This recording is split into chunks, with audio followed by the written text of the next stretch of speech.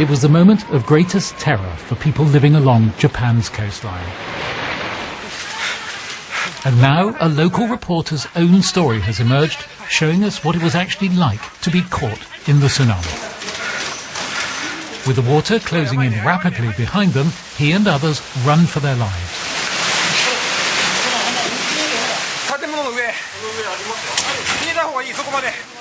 This father and two children are stranded on top of cars, and this woman clings perilously to a tree. With the help of a fire hose, she's brought to safety as an aftershock shakes the whole area. "Thank you," she tells her rescuers, "thank you. I thought I was going to die."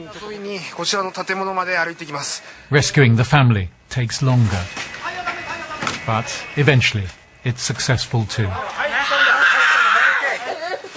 Mike Aldridge, BBC News.